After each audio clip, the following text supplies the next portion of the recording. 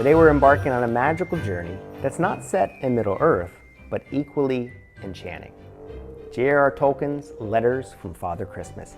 And this isn't just a story about holiday cheer, it's a tale of faith, imagination, and the power of storytelling. Let's travel back in time to 1920. The world is recovering from the Great War, and in a cozy English home, a 3-year-old boy named John Tolkien receives a curious letter. The envelope bears a strange stamp from the North Pole Snow Office, and inside is a message from Father Christmas himself. And this wasn't just a one-off event. For the next 23 years, until 1943, when his youngest child, Priscilla, was 14, Father Christmas would faithfully write to the children every December. But who was really behind this remarkable tradition? Well, of course, none other than their father, J.r.r. Tolkien, the man who would later enchant the world with hobbits, elves, and epic quests. But before Frodo took his first steps out of the Shire, he was crafting a different kind of magic, one letter at a time. Now, these weren't your run-of-the-mill, "Dear Johnny, have you been good" notes. No. His imagination was far too vast for that. Each letter was a window into a fully realized world as rich and complex as Middle-earth itself. Father Christmas regaled the children with tales that would make even the most seasoned adventurers' eyes widen. Here are some of the stories. There was Clumsy Polar Bear, Father Christmas's sidekick. The North Polar Bear was forever getting into scraps. In one letter, he recounted how the bear climbed the North Pole to rescue Father Christmas's hood, only to snap the pole in two and plunge the entire workshop into darkness. The Great Goblin War in 1933, the children learned of a terrible battle beneath the North Pole.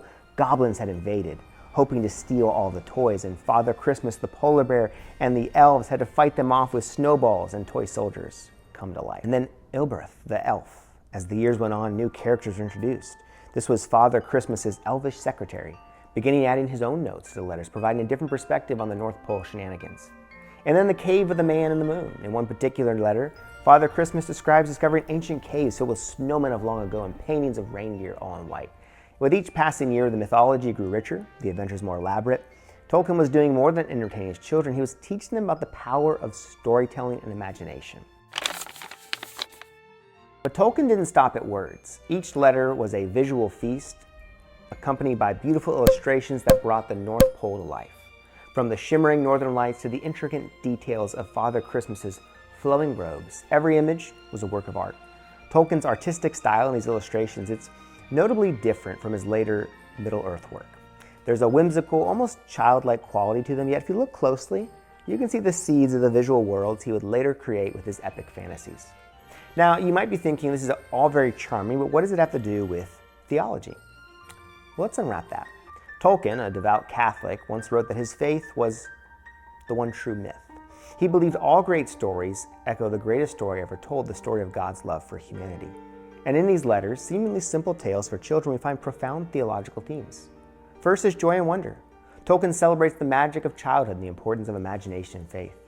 Good versus evil. The battles with the goblins echo the eternal struggle between light and darkness. Sacrifice and service. Father Christmas tirelessly works to bring joy to children, mirroring Christian ideals of selflessness and love for others. And community and friendship. The North Pole is home to a diverse cast of characters, elves, bears, men, and more, all working together, reflecting the church as unity. And the incarnational principle. By bringing this magical figure of Father Christmas down to earth, through these very personal handwritten letters, he is mirroring the Christian concept of the incarnation, God becoming man to communicate directly with humanity. In the power of story, through these letters, he demonstrates how stories can convey deep truths in an accessible way, a principle that's at the heart of many biblical parables. And these letters weren't just a father's gift to his children, they were a master storyteller, honing his craft and creating a rich mythology that would later influence his more famous works. We can see echoes of the North Polar Bear in one of the characters in The Hobbit. Put in the comments if you know who it is. The goblin invasion beneath the North Pole foreshadows the mines of Moria in The Lord of the Rings. Even Father Christmas himself, long white beard, magical powers, seems awfully similar to a certain somebody. But perhaps the most important legacy of these letters is the way they demonstrate Tolkien's philosophy of subcreation. Tolkien believed that when we create imaginary worlds, we're reflecting the creative power of God, the ultimate creator. So as we come to the end of our journey through Tolkien's Letters from Father Christmas, what can we take away? Perhaps it's this, that faith, like these letters, is about more than just believing in something unseen. It's cultivating a sense of wonder about seeing the magic in the everyday and about sharing stories that illuminate deeper truths.